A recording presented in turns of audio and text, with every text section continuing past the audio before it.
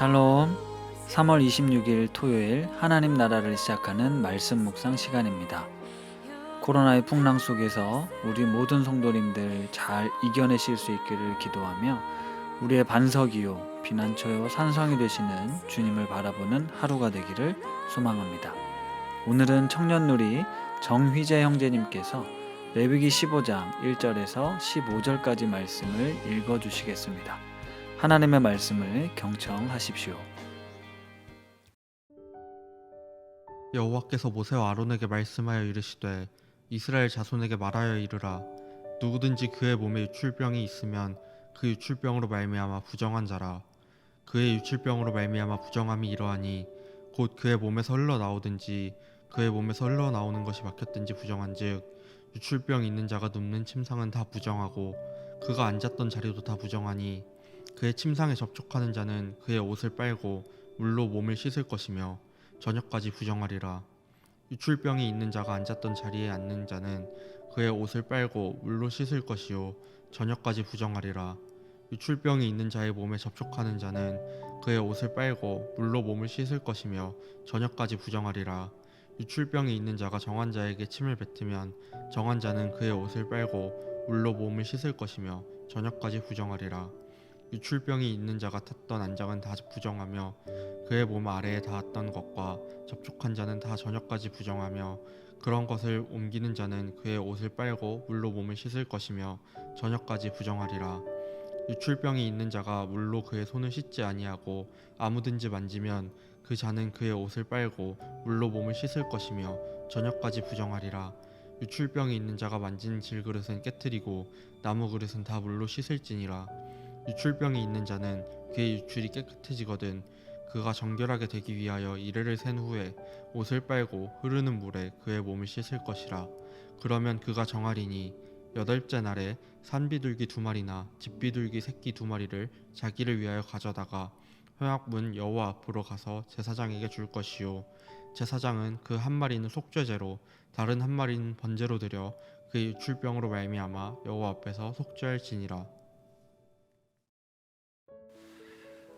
레위기 11장에서 시작된 정결과 부정에 관한 규례의 말씀들을 묵상하면서 여러분들도 혹 그러셨겠지만 이것이 과연 오늘 나의 삶과 우리의 삶과 어떤 연관이 있을까라는 질문을 해보게 됐습니다.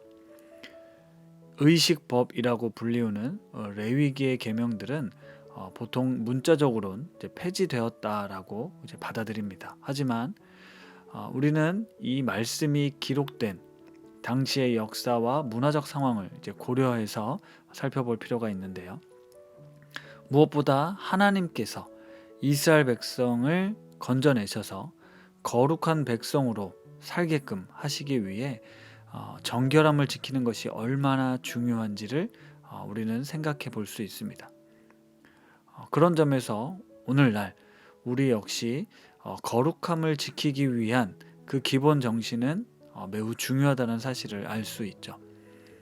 그 내용의 의미를 우리가 완벽하게 해석해낼 수는 없다 하더라도 부정한 것들은 죄와 연결되어 있고 죽음과도 연결되어 있어서 그것들을 피해야 함을 우리는 알 수 있습니다. 오늘 15장은 남성과 여성의 유출병에 관련된 말씀입니다. 특별히 오늘 읽은 본문은 남성의 유출병에 관한 내용인데요. 일종의 성병을 의미합니다. 가나안의 문화 속에서 이 바알과 아세라 신을 섬기는 그 문화는 이제 성적 행위들이 매우 적나라하게 있었습니다.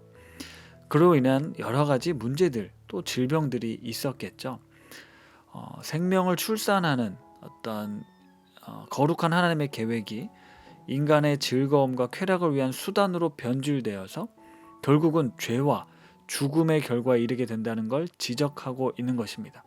그리고 이것을 개인적으로, 그러니까 개인 스스로를 부정하게 할 뿐 아니라 그가 눕거나 입거나 또 만졌던 물건, 접촉한 사람들까지 부정하게 하고 있음을 경고하고 있습니다.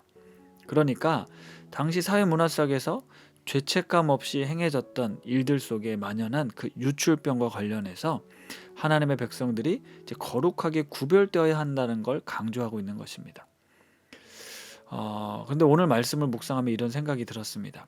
유출병이라 하면 성적인 문란함으로 생기는 성병인데요. 그 사람으로 인해 자칫 공동체에 여러 피해를 입히게 된다는 것이죠.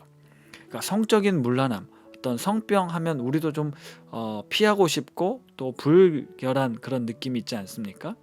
그러니까 유출병을 가진 사람은 당연히 주변 사람에게 있어서 혐오의 대상이나 아니면 멀리하고 싶은 존재였을 텐데, 오늘 말씀은 그 사람뿐 아니라 그로 인해 부정해진 이들을 정결케 하는 그 방법을 설명하고 있다는 겁니다.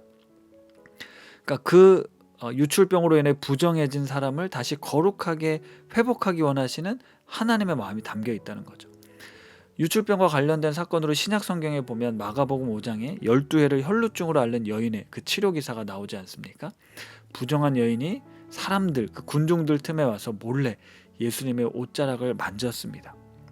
그러면서 그 순간 그 여인의 그 혈루의 근원이 마르고 병이 낫게 되죠.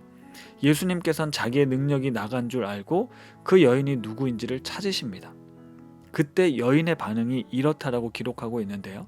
두려워하여 떨며 와서 그 앞에 엎드립니다. 자신이 어떤 짓을 했는지 알고 있었기 때문에 두렵고 떨리는 마음으로 엎드린 거죠. 그랬더니 예수님께서 딸아, 내 믿음이 너를 구원하였으니 평안히 가라. 내 병에서 놓여 건강할지어다. 이렇게 말씀하십니다. 혈루증을 앓던 그 여인과 접촉한 사람, 물건은 다 부정해지는데 예수님께서는 그 부정한 여인을 근본적으로 고쳐주시고 회복시켜 주신 겁니다. 레위기 규정을 보면서 부정하다 이 낙인 찍고 너는 부정한 사람이야. 너는 멀리해야 돼. 우리로부터 멀어져 라고 하는 것이 아니라 그 영혼의 회복에 관심을 갖고 있고 또 더불어 공동체의 안녕에 관심이 있다는 것을 우리는 기억해야 합니다.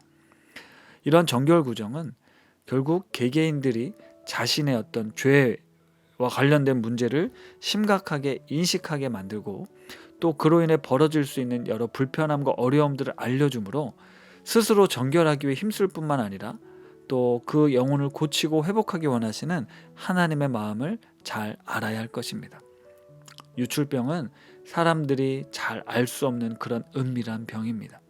제사장에게 보일 수도 없고 본인만 알 수도 있기에 숨길 수도 있었겠지만 이를 드러내고 스스로를 돌보고 또 주변 사람들까지 부정해지지 않도록 그 말씀하신 오늘의 이 말씀을 통해서 우리 자신을 또 우리 공동체를 조금 더 깊이 생각해 보게 됩니다. 하나님의 마음, 하나님의 뜻이 어디에 있는지 말입니다. 말씀을 생각하며 기도하겠습니다. 하나님 아버지, 몸의 유출병을 통해 자신의 삶을 돌아보며 더불어 공동체의 정결함을 지키기 위한 오늘 말씀을 통해 우리 자신을 돌아봅니다.